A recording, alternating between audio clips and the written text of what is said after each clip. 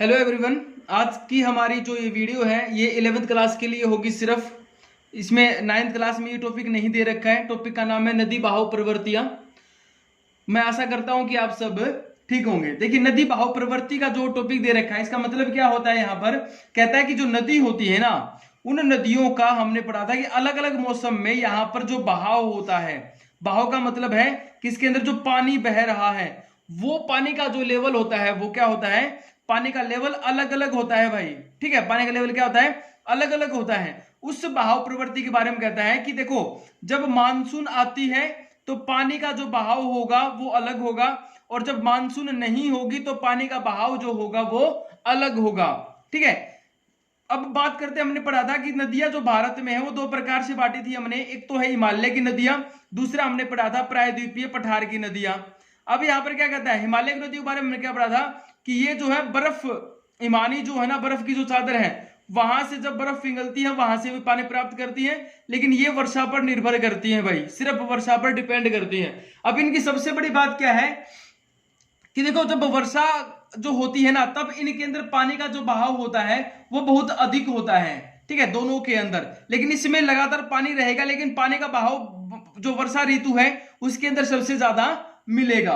तो नदी बहाव प्रवृत्ति का मतलब यहां पर क्या होता है कि नदी के जल के अंदर जो मौसमी जो बहाव होता है, ठीक है, मौसम के अनुसार जो बहाव होता है, ऋतुवत यानी कि मौसम के अनुसार यानी कि ऋतु के अनुसार जो पानी का जो बहाव होता है ना, उस बहाव की प्रवृत्ति को हम क्या कहते हैं, नदी बहाव प्रवृत्ति कहा जाता है।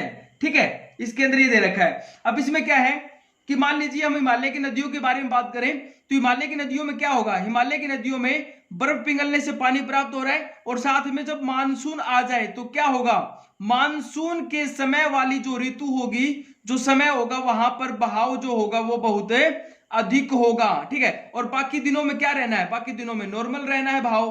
ठीक है, और यहां पर अगर हम प्रायद्वीपीय नदियों की बात करें तो इसमें क्या मिलने वाला है हम लोगों को, इसमें यह मिलेगा कि सारा साल जो नदियों के अंदर जो पानी होगा वो बहुत कम होगा, यानी कि बहाव बिल्कुल कम होगा यहां पर। ठीक है, लेकिन जैसे ही मानसून आ जाएंगी जो बारिश के ऊपर डिपेंड करती है, तो इसके अंदर कहता है कि बहाव जो होता है वो अधिक हो जाएगा भाई। ठीक है, इस बुक के अंदर है ना 4 डायग्राम दे रखा है इन्होंने, और 4 नदियों की प्रवृत्तियों के बारे में बात की है। एक तो इसके अंदर गंगा की इन्होंने बात की है, एक झेलम की बात की है। ठीक है, और प्रायद्वीपीय नदियों के अंदर इन्होंने नर्मदा और गोदावरी के बहाव की बात की है। ठीक है, जो कि इन्होंने चित्र के माध्यम से दिखाई गई है। तो मैं एक बार बुक की मदद से आप लोगों को डायग्राम दिखा देता हूं। ये देखिए, इसके अंदर डायग्राम दे रखा है बुक के अंदर। ये वाली जो है ना, ये गंगा नदी का डायग्राम दे रखा है, ये झेलम नदी का है, ये नर्मदा नदी का है, और ये जो है गोदावरी नदी का है। अब इसके अंदर देखने वाली बात क्या है, देखने वाली बात यह है कि देखो यहाँ पर इन्होंने नीचे दिखा रखा महीना, जनवरी, फरवरी, मार्च, अप्रैल, मई, जून, ऐसे करके दिसंबर तक, और ये यहाँ पर दिखा रखा है पानी का बहाव। ठीक है, ये इन्होंने दिखा रखा है क्यूसेक्स के हिसाब से, यानी कि क्यूबिक पर सेकंड के हिसाब से, कि यहाँ पर जो पानी का जो बहाव है वो कितना होता है। ठीक है, जिसमें क्या मापा जाता है, पानी के बहाव को मापा जाता है।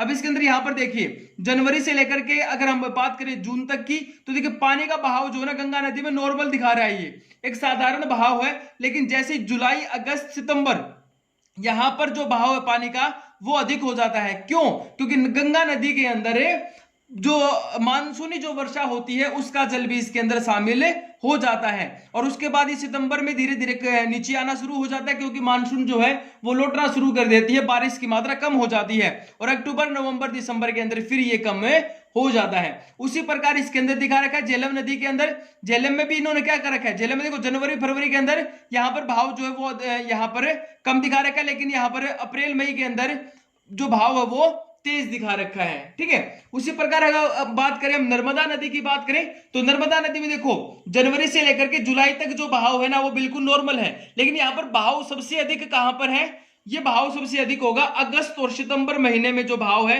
वो तो तेज है, लेकिन अक्टूबर महीने में वो बहाव जो है वो कम हो जाता है, यानी कि पानी की मात्रा यहाँ पर कम होनी शुरू हो जाती है। उसी प्रकार हम गोदावरी नदी की बात करते हैं तो जनवरी से लेकर के जो हमारा मई महीना तक है, यहाँ पर कहता है कि बारिश के का कम होने के कारण यहाँ पर कहता है बहाव जो है वो बहुत कम होता है, लेकिन जून के प्रथम सप्ताह में जब मानसून का आगमन होता है तो बहाव जो है वो धीरे धीरे तेज होना शुरू हो जाता है, और अक्टूबर महीने के बाद वो कम होना शुरू हो जाता है। तो इस टॉपिक के अंदर हमने क्या पढ़ा कि नदी के अंदर जो पानी जो होता है ना, वो पानी कब बढ़ता है और कब घटता है, ठीक है, वो मानसूनी बहाव के अंदर होता है। और इस बुक के अंदर ये सारा कंप्लीट इन्होंने दिखा रखा है भाई, ठीक है, अगस्त से सितंबर महीने का। एक बार आप इसको टॉपिक को देख लीजिएगा, वीडियो को ध्यान से देख करके अपना टॉपिक बुक के अंदर पढ़ लो, और मैं उम्मीद करता हूं कि आप लोगों को ये समझ में आ गया होगा। Thank you.